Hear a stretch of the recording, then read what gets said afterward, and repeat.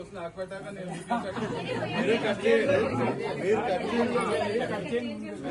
చేస్తాను ఇవన్నీ తీసేవతల బాడీ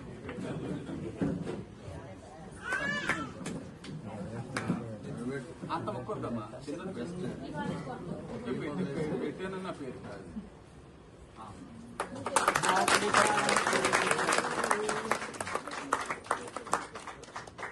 బుజ్జమ్మ గారు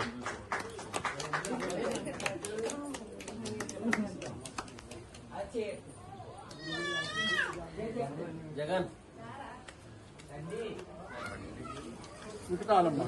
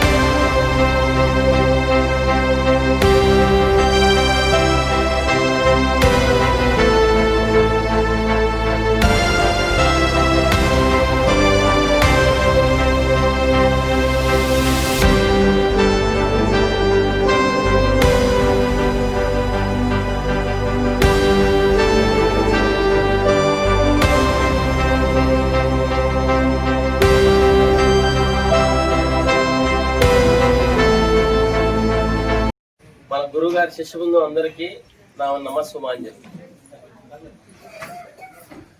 నేను 2020లో అనుకోకుండా ఇక్కడికి రావడం జరిగింది.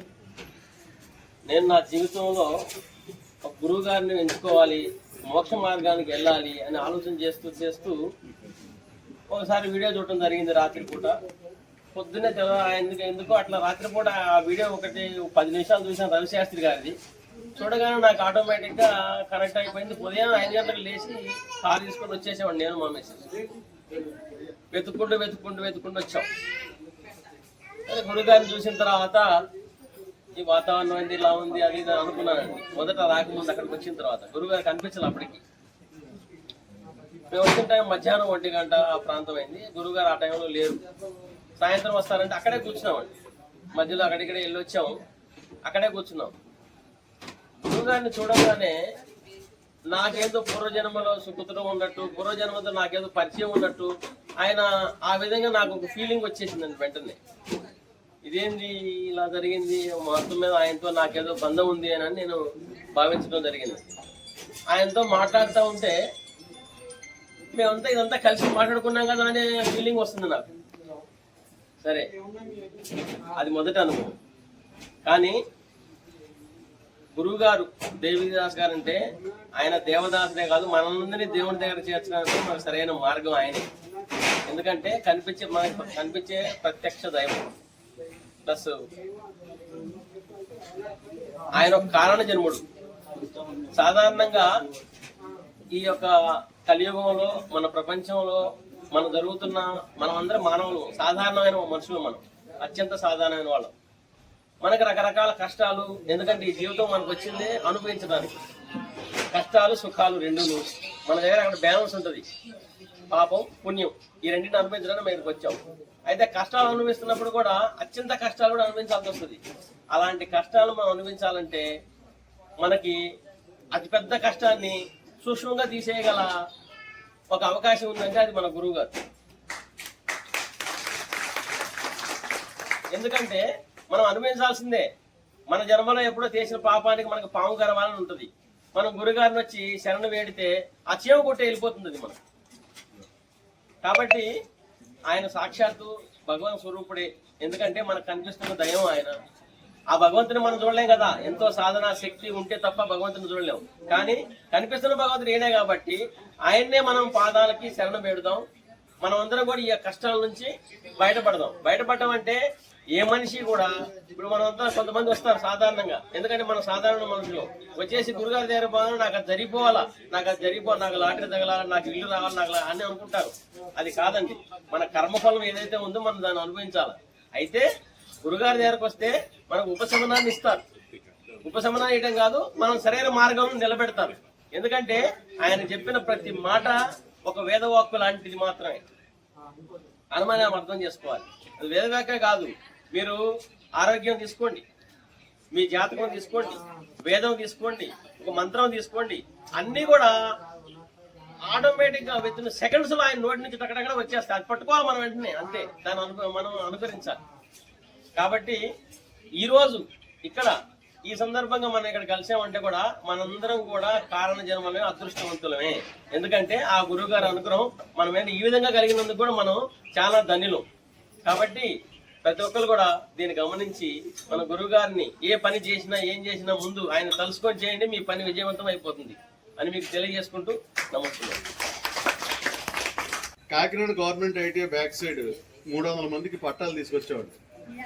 ఉదాహరణ ఎక్కడ మనిషికి 60 గజాలు తీసుకొచ్చాం. కానీ మనం నిలబడడానికి కానీ రాజకీయంగా కానీ ఎదుర్కొనే శక్తి గురుగారే ఇచ్చారండి. గురుగారు రావడం, ఆ సైట్లోకి ఆయన కూర్చోవడం, నీకు నేను ఉన్నాను, నువ్వు ఎదరికి వెళ్ళు అన్నాడు. చంద్రశేఖర్ రెడ్డి గారిని ఎదిరించాం. ఇప్పుడు మళ్ళీ మంచి ప్రభుత్వాన్ని కూడా ఎదిరించి అక్కడ నిలబడ్డామంటే కారణం కేవలం గురువు గారండి. గురువుగారు వచ్చి అక్కడ మంత్రించారు, దీనికి ఇంక నీకు తిరిగిలేదు, నువ్వు సాధించగలవు, నేను ఉన్నాను, నువ్వు ప్రొసీడ్ అవ్వాలి అన్న తర్వాత మా కోర్టు నుంచి స్టేటస్ కో ఆర్డర్స్ కానీ ఈ ఆర్డర్స్ కానీ వచ్చాయి. ఇది రెండోది. మూడో విషయం, మమ్మల్ని అందరినీ ఎరకంపాలెం తీసుకెళ్తారు. పై కొండకి ఎక్కేసిన తర్వాత ఈయన అక్కడి నుంచి ఇంక పైకి రారండి. ఎప్పుడు రారెడ్డి గురువు గారు అంటే ఆయనే నేనైనప్పుడు నేను అక్కడికి రావడం ఏంటి, నేను కింద కూర్చుంటాను, పైన ఆయన ఉన్నారు, మీరు స్లోగా అక్కడ అభిషేకాలు చేస్తూ కిందకి రండి అని చెప్పి అన్నారు. కానీ మేము పైకి వెళ్ళి అన్ని వీడియోలు తీసేసుకుని అలా చేసేసి గంటలు కొట్టేసి అన్నీ చేసేసి అక్కడ వచ్చేసేటప్పుడు మటుకు అక్కడ ఒక ఫోటో తీశానండి. తీసి గురువుగారిని తీసుకొచ్చి ఇక్కడ దేవెట్టేసి పెద్దవాళ్ళని మా ఇంటికి వెళ్ళిన తర్వాత ఆ ఫోటోలో శివుడు ప్రతిబింబం కనపడింది. ఒకటి లేవగానే అదే చూస్తారు. ఆ మరుసటి రోజు వచ్చి గురువుగారు అలా కాదు 11 మొదటి లేవగానే అదే శివలింగం నేను చూసుకొని లేస్తాను. అది డైరెక్ట్ దర్శనం.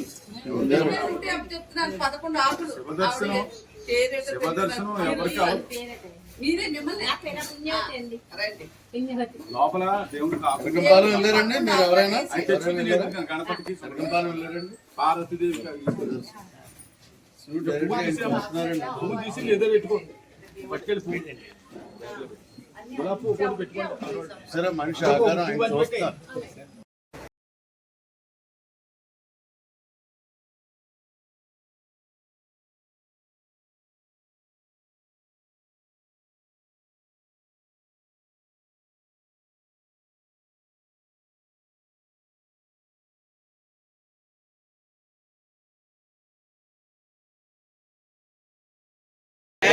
దేవదాస్ గురువు గారికి బలం గురు ప్రవర్తతాం. అంటే బలం ఎప్పుడు కూడా గురువు గారు బాగా ఆనందంగా బలంగా ఉంటే మనందరం బాగుంటాం.